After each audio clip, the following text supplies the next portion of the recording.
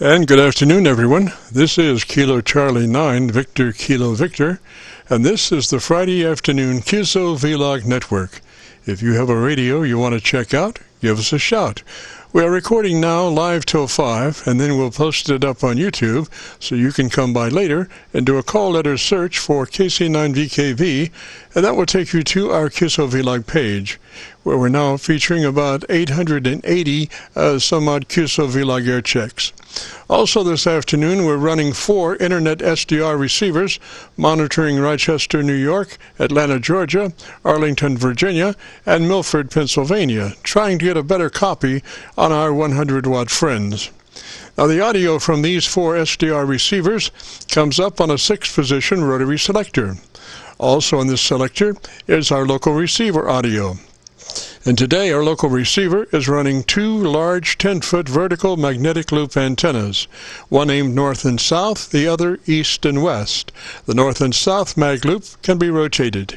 They are selected by a 3-position rotary selector. Position 3 of this selector is a co-phase option that many times is 3 to 4 dB hotter than mag loop 1 or 2 by themselves. We do use a lot of rotary selectors in our shack, mainly because there's nothing faster than a rotary switch for comparing multiple signals. And today we're running 2 separate transmit and receive radios. Our normal modified Yaesu FT990 will be the transmit radio, and an ICOM 7300 will be our test receiver radio. The idea being that the 7300 has a lot newer digital receive technology, so that's what we'll be evaluating. One of yesterday's great radios, the Yaesu 990, in an A/B test with a newer ICOM Digital 7300. Of course, this is just a sidework survey because they will not be sharing the same antenna. The 990 will be on a resonant no-SWR dipole antenna, and the 7300 will be using our large twin 10-foot magnetic loop antennas with co-phase option. Also today, we'll be running our new visual input source indicator. So when we switch receivers from the 7300 to the 990, you'll be able to hear the switch and see the switch automatically, and since it is an input source indicator, you'll also be able to see which of the Internet SDR receivers I might be using at the moment. You'll have to check it out on our YouTube Qso-Vlog video, our new visual input source indicator. Well, those are our working conditions. How about yours? This is the Friday afternoon Qso-Vlog network. And now let's see if CHARLEY-K1GZL is on frequency to bring us up to date on the latest 40-meter band propagation. Charlie's QTH is up in northern New Hampshire, near the Canadian border. Charlie, got a copy? Yes, I sure do. Direct 25/9 there, Jim, KC9VKV, K1GZL. Beautiful copy. Roger, Charlie. Well, you pegged me out and blew my ears off before I could ditch the pot, Roger. Yeah, well, we have a direct skip right in there. That's when the antenna here evidently works better. You get into summer conditions with a lot of high angle, and it may bounce 3 or 4 times before it even gets to you. But I think we're going straight through. It's just absolutely incredible copy. And here's how you sound on a recording here. A new visual input source indicator. This is the Friday afternoon Qso-Vlog network. And now let's see if CHARLEY-K1GZL is on frequency to bring us up to date on the latest 40-meter band propagation.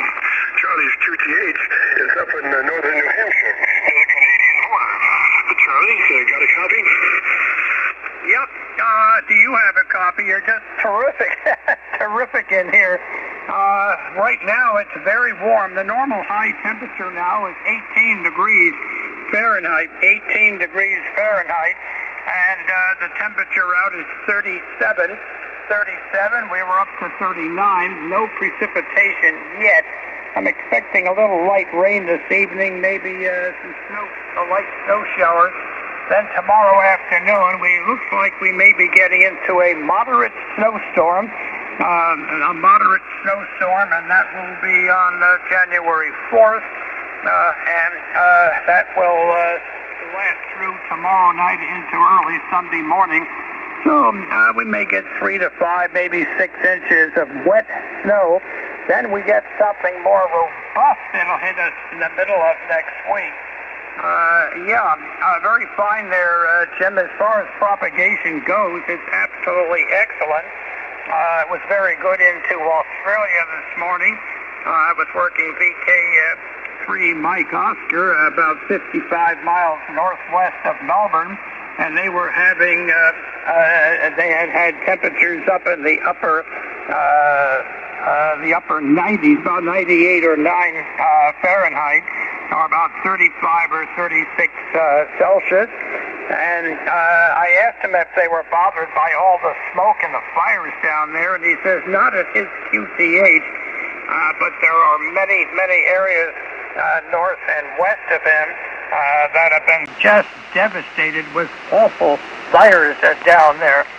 So, back over to you, Jim, and I think propagation is very, very good, and I think we're working you directly on the F layer, and there may directly on the F layer be any sporadic E in there, KZ and an L. Roger, roger, Charlie. Well, I just zinged around the selector, and Rochester, Atlanta, and Arlington are doing quite well with your signal this afternoon, as well as our two local receivers, the 7300 and the 990, are at least you're 15 over on those. I was just curious. Now you've been working Australia, and obviously they have quite warm temperatures. Have you noticed any signal propagation differences between the temperatures of the remote stations coming in? Which remote stations, Jeff? Well, primarily your Australian contacts. I was just curious if they seem to come in better when they have warm weather on their side. No, I don't think the weather has anything to do with the propagation. I don't think so. Because, the weather only goes up just so many miles, up to 3 to 5 miles, once in a while 7 or 8 if you get a high thunderstorm. You asked me a question a week ago, what was the difference in temperature from Colebrook, 1,000 feet lower, and up here, and I forgot to answer that correctly. And generally about 3 degrees, but it could be 4 to 6 degrees, and I'll explain why in 2 cases. Air coming downhill from higher elevation heats up a little faster, a little extra faster due to compression. And of course, in the valley location, the air is coming down. Also, if the air is very cold and dry, it's about 1 degree every 200 feet. However, if it's raining or snowing, it generally can be around 400 feet per degree. So that itself would make a difference between rain and snow. Like if it's 31 and a half and snowing here, it could be 33 and a half or 34. But then again, if you add the compression coming down to the valley floor, you can add another degree on that. So that was a question you asked, and I forgot to answer it last week, Jim. Go ahead. Roger, Charlie. Well, the difference between obviously HF and UHF and VHF is that normally UHF, VHF moves by ground, whereas HF moves by skywaves. And we spent 2 or 3 years working VHF on our building Yagi antennas, and noticed the propagation on VHF tended to follow certain channels in the direction. You can see propagation on QRZ where, you know, they'll have blobs of high degrees of propagation for VHF, and by and large those are true, and we would follow those pretty religiously. We would work a lot of repeaters, maybe 300, 400, 500 miles distant, by paying attention to the ground propagation of VHF. Roger? Yeah, I'm not as familiar with VHF operation, but you get a lot of temperature inversion. If you get the right temperature inversion, that can act as a bit of a bounce. And give you a little bit more. Now there goes my voice. A little bit more of a distance, a little more of a difference in the ground wave. It will extend it out by a little bit of ducting, bouncing off the lower levels. It's fascinating, but I never did get into that, nor did I ever get into moon bounce, which I think is incredible. And when you stop and think about the tremendous difference between here and the moon, 240,000 miles, and the same all the way back, and having a signal hit an object like the moon and have that bounce all the way back again, and here you're just hitting rock up again, and here you're just hitting rock up there and bouncing it back. So, you know, it's all fascinating. And also on experimentation with antennas, it's funny, not funny, but it's always exciting to see what you can come up with. And of course, always you should use a reference antenna to see if you have gain, whatever, even on another band, if you can see the gain over that reference antenna and cut and try. And sometimes the darndest antennas I put up, I thought were flops, were great, and I thought, oh, this is going to knock them dead, and they were terrible. Jim, go ahead. Oh, Roger. Yeah, I have just an old saying, you know, that I don't ever get rid of any of the old antennas because I always use them as references to be sure that I'm heading in a better direction than where I was. And without a reference, you're lost because you can't really say for sure. But if you have your old antennas still intact and use A/B comparisons, you can readily see over a period of days and weeks just how well or not that you're doing with your new antenna. So just for that reason, I always keep the old antenna up, Roger. I always keep the old antenna up, Roger. Oh yeah, that is true. You're right on the horn with that one, Jim. Well, look, I'll try to be on next week. Next week you will see what happened. By the way, we've had 76 inches of snow for the season so far, and we probably have 11 to 17, well, 8 to 17 inches on the level ground here, but it does vary. It does vary because of the winds we get up here. But last year at this time, we had far, far more snow on the ground than we have at present. Jim, thank you so much. I don't want to tie you up there.